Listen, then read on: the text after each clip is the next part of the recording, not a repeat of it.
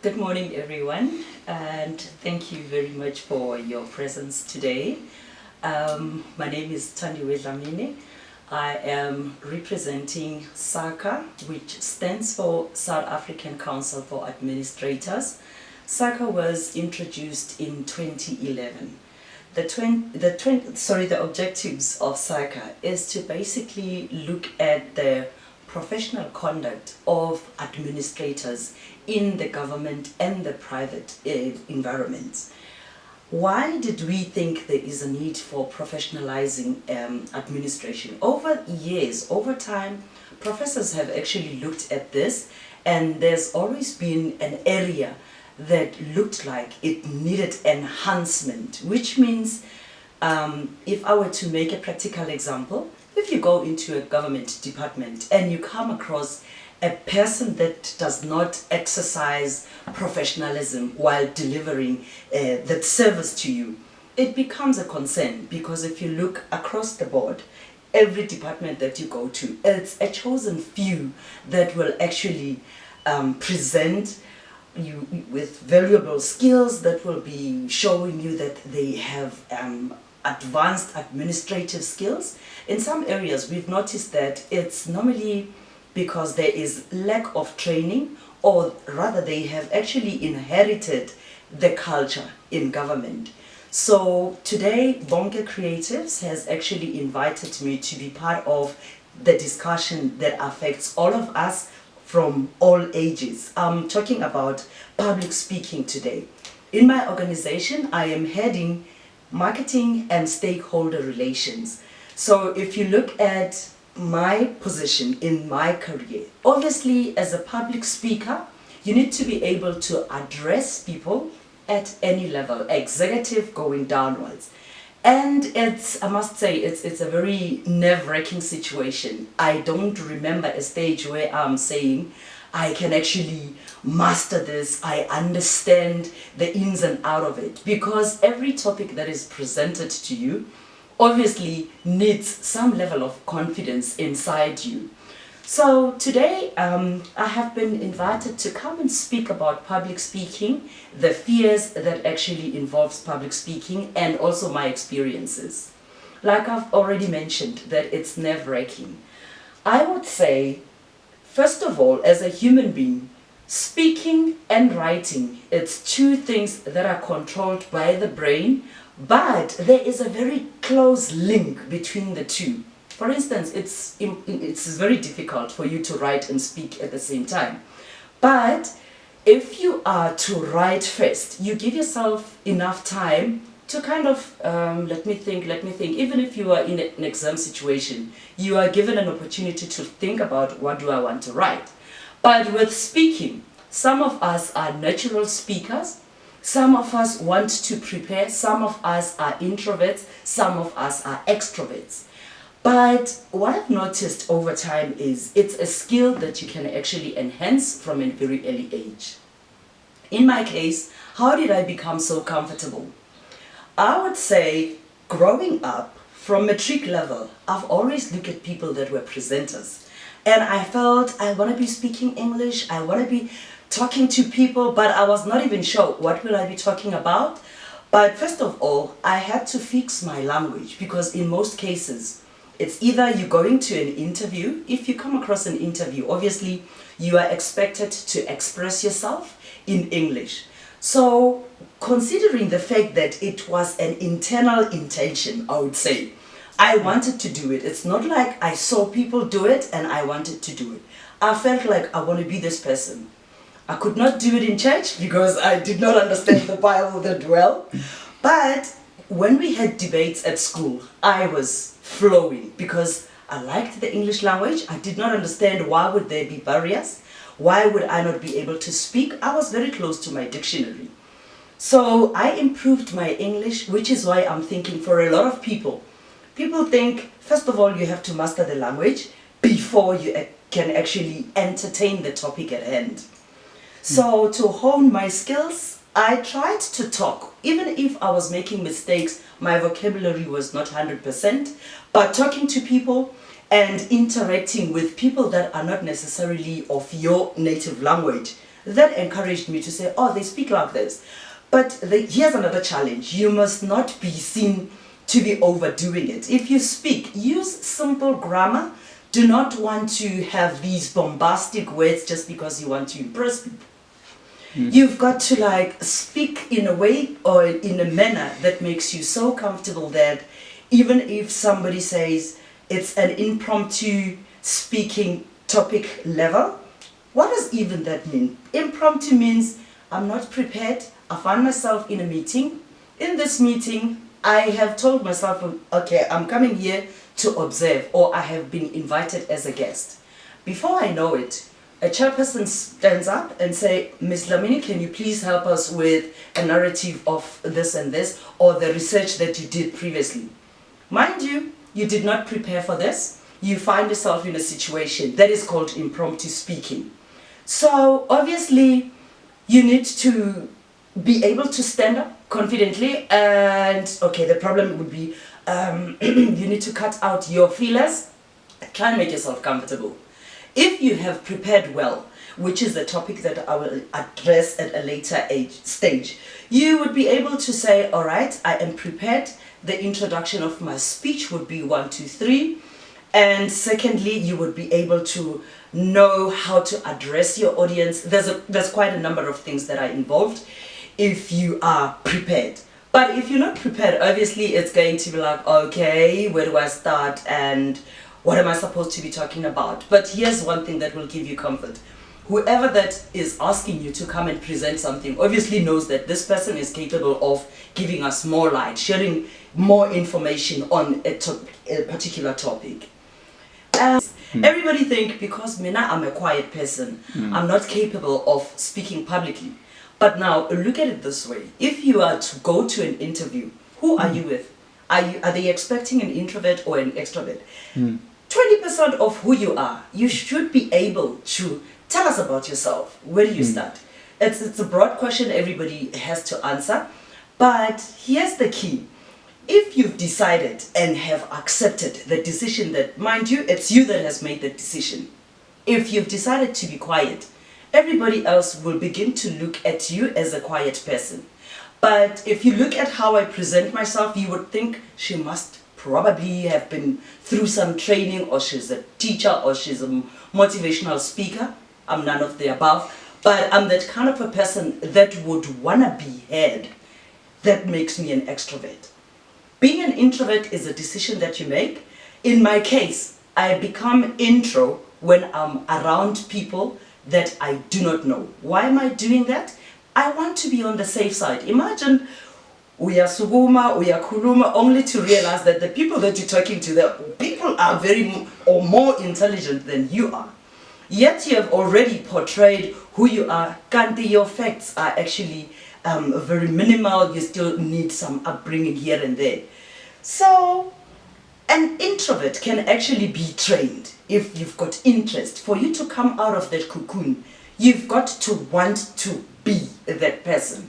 It takes training, it takes understanding, it also takes a level of practice, an everyday practice. Like for instance, if you are to do orals in class, these are your peers. I don't understand, why do we panic? But because it's a natural thing, maybe so-and-so will think I don't speak well, or so-and-so. First of all, gather that confidence to say I am who I am.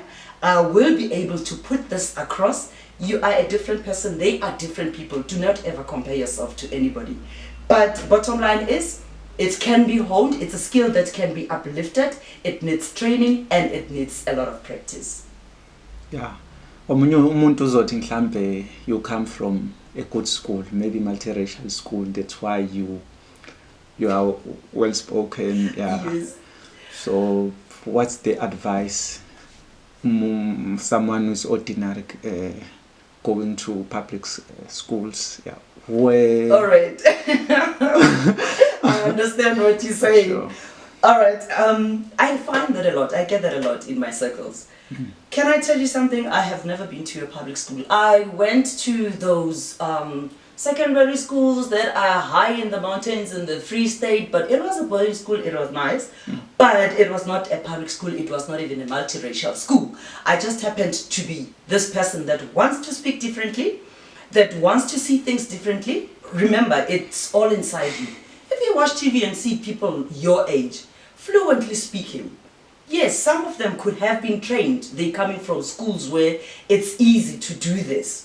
All right, apart from me being part of South African Qualifications Authority, or SACA, qualifications, administration, this profession that I'm in, I'm also running extra classes because I've also identified the need in schools to impart the skill from a very early age. If we are not able to, strengthen our kids from an early age, you see a situation whereby you call a child, once you say, you speak in a language, the same thing with Sabona, but when you change that language to, hello, how are you? The child automatically, they get reserved.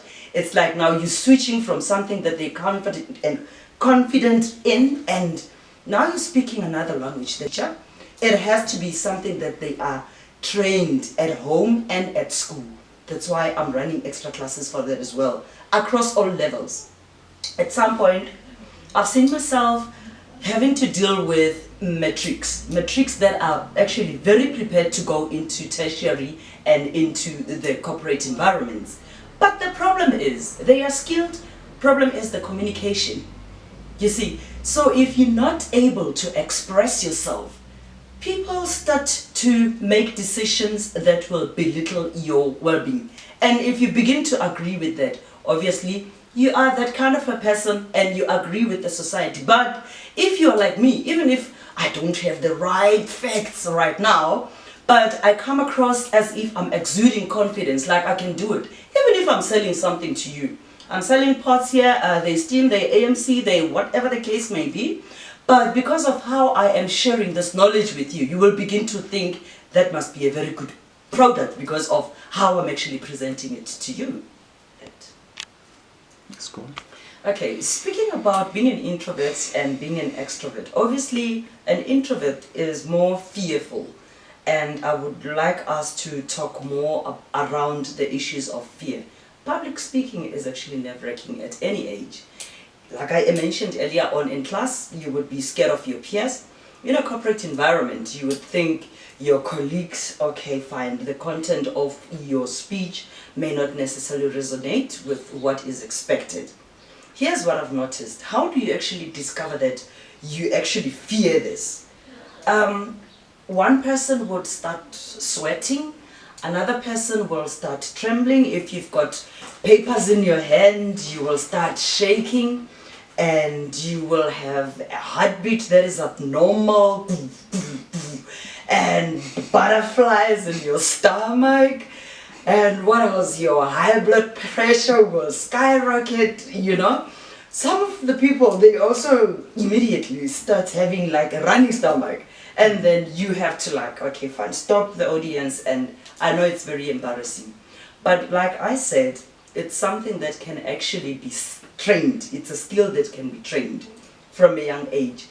The tip to overcome this fear, from my side, this is what I've observed. It has helped me a lot to first know the topic that I'm going to present. Because it's difficult, we are a stage, we are alright, let's say you are just given the spotlight, it's okay, fine. Because public speaking comes in different forms. It could be a celebratory conversation. It could be a situation where it's business related, or it could be a bereavement. You need to understand the environment. If people are happy, obviously when you introduce your speech, you have to look hyper. You have to look jolly, but be careful not to overdo it. Okay?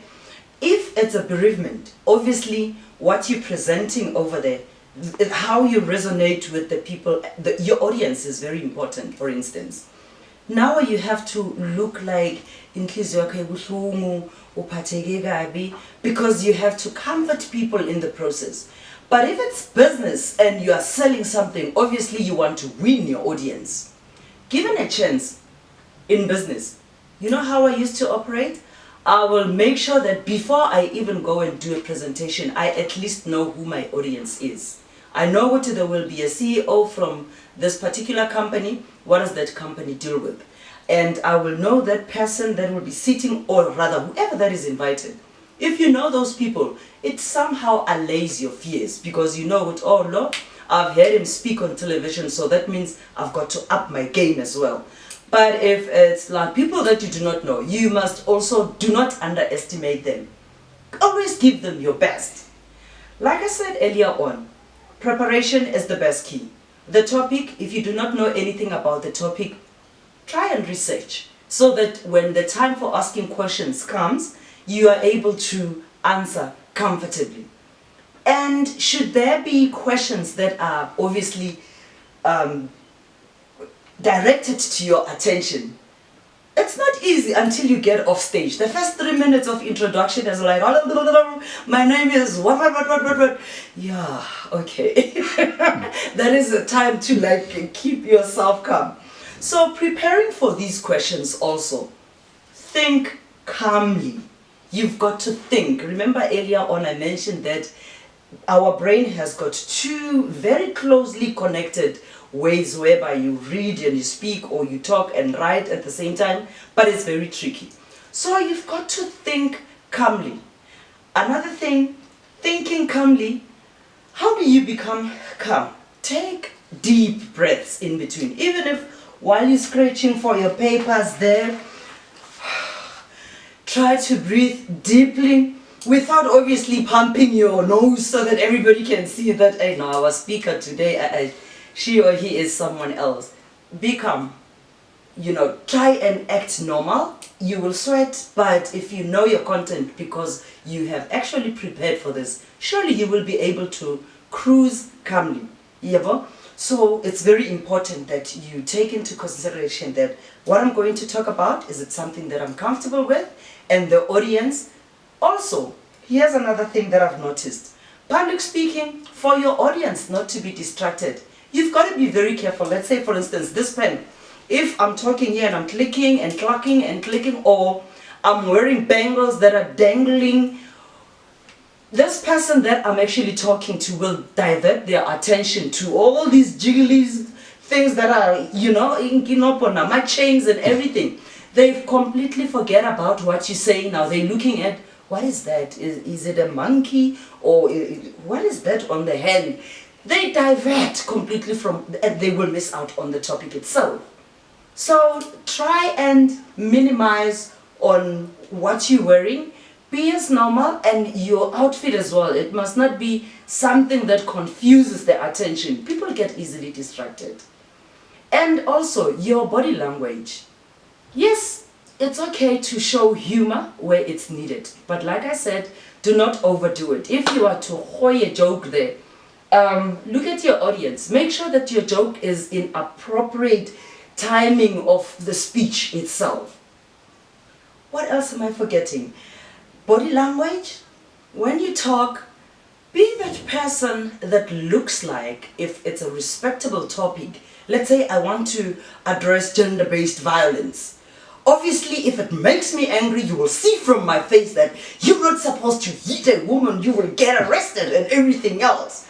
But if I'm talking about business, that this part or this particular business is going to change your life, the fact that I want to publicize or professionalize public administration, it's because I'm also wanting to be seen as part of a lady that contributed to making South Africa a governable state, a professional state, and I want to make government a career of choice. You know, I should be able to speak in a form and in a language that a young person will realize that, okay, actually it's not such a bad idea to work in government, except for people that worked in government before. They've made mistakes. That's why we are where we at.